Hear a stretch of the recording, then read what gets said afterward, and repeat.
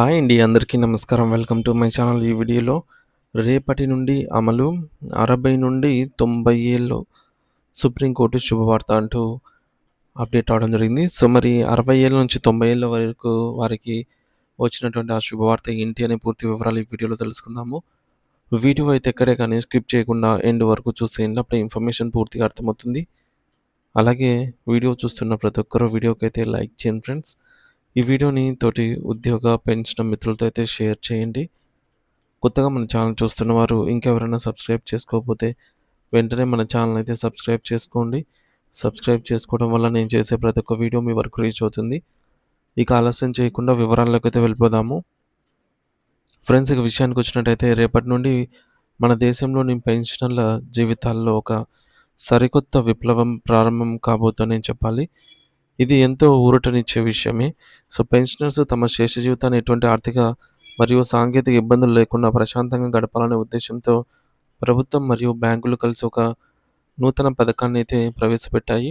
ఈ పథకం ద్వారా లభించే సదుపాయాలు పెన్షనర్ల దైనందిన జీవితాన్ని మరియు బ్యాంకింగ్ వ్యవహారాలను ఎంతో సులభతరం చేస్తాయి. ముఖ్యంగా బ్యాంకులు తీసుకున్న ఈ యొక్క కీలక నిర్ణయం వల్ల పెన్షనర్లు పడే సగం టెన్షన్ తగ్గిపోతాయన్నమాట. సో, గతంలో పెన్షనర్లు బ్యాంకింగ్ సేవల కోసం చిన్న చిన్న ఛార్జీలు కూడా చెల్లించాల్సి వచ్చేది. కానీ ఇప్పుడు ఆ పరిస్థితి మారుతోంది.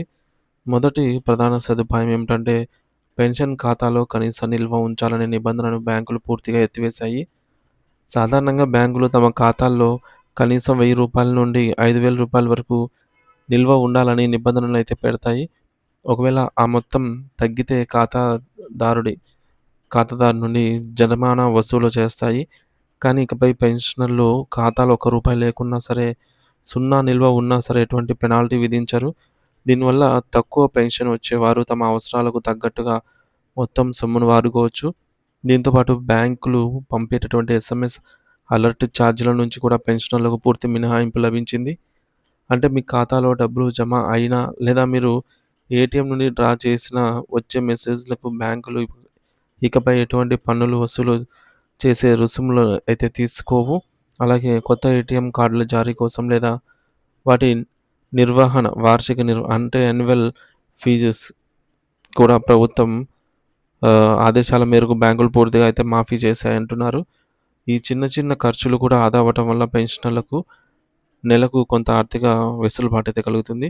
ఫ్రెండ్స్, గుర్తుంచుకోవాలి, ఇవన్నీ కూడా 60 ఏళ్ల నుంచి 90 ఏళ్ల వయసు వారికనమాట. మామూలుగా మిగతా వారికి కాదు. బ్యాంకులు ఈ యొక్క సదుపాయం కేవలం కాగితాలకే పరిమితం చేయకుండా మారుమూల ప్రాంతాల్లో ఉండే ప్రతి ఒక్క పెన్షనర్‌కి కూడా అందేలాగా ఈ మేరకు ప్రత్యేక చర్యలు చేపట్టాలని ఉన్నతాధికారులు మరియు కేంద్ర ప్రభుత్వం బ్యాంకులను అయితే కోరింది. బ్యాంకింగ్ వ్యవస్థలో పెన్షనర్లు ఎదుర్కొంటున్న సాంకేతిక ఇబ్బందులను పరిష్కరించాలని వివిధ ఉపాధ్యాయ సంఘాలు మరియు విశ్రాంత ఉద్యోగ సంఘాలు చేసినటువంటి వినతులకు స్పందిస్తూ బ్యాంకులు ఈ శుభవార్తను అందించాయి. పెన్షనర్లకు మెరుగైన సేవలు అందించడమే తమ ప్రథమ లక్ష్యమని, వారి వయస్సును గౌరవిస్తూ ఎప్పటికప్పుడు నియమ నిబంధనలను సవరించి బ్యాంకింగ్‌ను సులభతరం చేస్తామని బ్యాంక్ అధికారులు అయితే హామీ ఇచ్చారు. విశ్రాంత ఉద్యోగుల సంఘం ప్రతినిధులు ఈ మార్పులపై గొప్ప హర్షం వ్యక్తం చేస్తూ ఉన్నారు. ఎందుకంటే ఇది వారికి కేవలం ఆర్థిక ప్రయోజనం మాత్రమే కాదు, గౌరవప్రదమైనటువంటి సేవలను కూడా అందిస్తుంది. మరోవైపు employee provident fund organisation EPFO పరిధిలోకి వచ్చే సుమారు 78 లక్షల మంది పెన్షనర్లకు ఒక అద్భుతమైన తీపి కబురు అందింది. ఇది డిజిటల్ లైఫ్ సర్టిఫికేట్ డీఎల్సీ లేదా జీవన్ ప్రమాణ్ పత్రానికి సంబంధించిన కీలక మార్పు. గతంలో పెన్షన్ పొందే ప్రతి వ్యక్తి కూడా ప్రతి ఇయర్ కూడా నవంబర్ నెలలో స్వయంగా బ్యాంకులకెళ్ళి లేదా మీ సేవా కేంద్రాలకెళ్ళి తాము బ్రతికే ఉన్నామని నిరూపించుకోవడానికి లైఫ్ సర్టిఫికేట్‌ని సమర్పించాల్సి వచ్చేది. ఒకవేళ నవంబర్‌లో ఈ సర్టిఫికేట్ ఇవ్వడం ఆలస్యమైన డిసెంబర్ నుండి పెన్షన్ ఆగిపోయేది.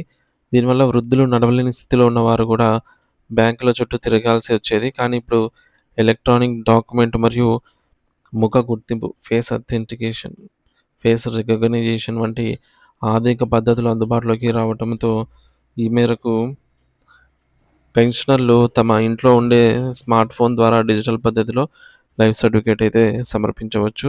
దీనివల్ల ప్రతి నెల గూడా పెన్షన్ ఆగిపోతుందేమో అనే అనవసరమైన భయం పెన్షనర్లలో ఇకపై ఉండదు. ఈ యొక్క కొత్త అప్డేటు పెన్షనర్లకు మానసిక ప్రశాంతతను మరియు శారీరక శ్రమ నుండి విముక్తి ఇస్తుందనే చెప్పవచ్చు. మొత్తానికి డిజిటల్ లైఫ్ సర్టిఫికేట్ అనేది ఇప్పుడు ఏడాదిలో ఎప్పుడైనా సమర్పించవచ్చు. మరియు అది సమర్పించిన తేదీ నుండి 1 సంవత్సరం పాటు చెల్లుబాటులో ఉంటుంది. అంటే పాతకాలం నాటి నవంబర్ డెడ్‌లైన్ నిబంధన ఇప్పుడు లేదు. సాంకేతికతను వాడుకొని పెన్షనర్ల ముంగిటికే సేవలను తీసుకురావాలనేటటువంటి ఈ యొక్క ఆలోచన వల్ల వృద్ధులు బ్యాంకుల ముందు గంటల తరబడి వేచి చూడాల్సిన అవసరం అనేది తప్పింది. మరి దీనివల్ల దేశవ్యాప్తంగా ఉన్నటువంటి 78 లక్షల మంది పెన్షనర్ కుటుంబాలకు నేరుగా మేలు జరుగుతుంది. ఫ్రెండ్స్, ముఖ్యాంశాలేంటంటే పెన్షనర్ల బ్యాంకు ఖాతాల్లో కనీస నిల్వ అంటే మినిమమ్ బ్యాలెన్స్ నిబంధన పూర్తిగా రద్దు చేయబడింది.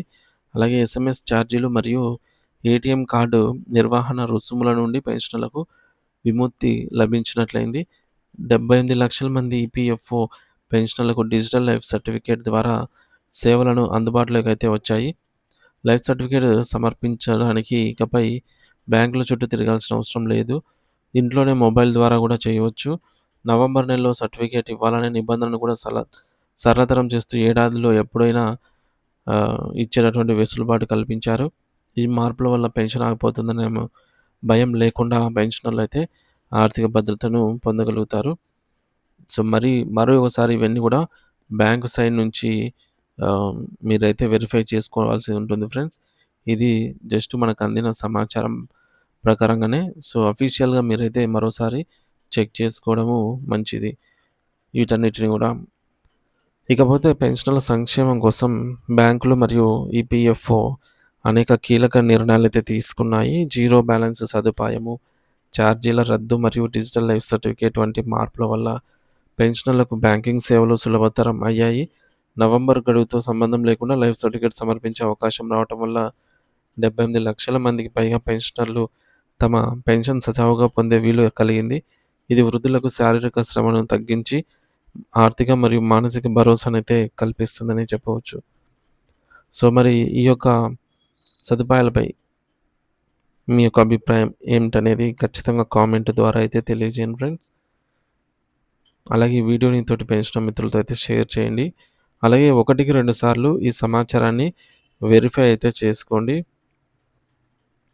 సో, వెరిఫై చేసుకున్న తర్వాత మాత్రమే ధృవీకరించుకున్న తర్వాత మాత్రమే మీరు వీటిని పొందగలిగే హక్కు ఉంటుందన్నమాట. అంటే వీటిని స్వీకరించండి. సో, వెరిఫై చేసుకోవాల్సిన అవసరం ఎంతైనా ఉంది. Thank you for watching this video.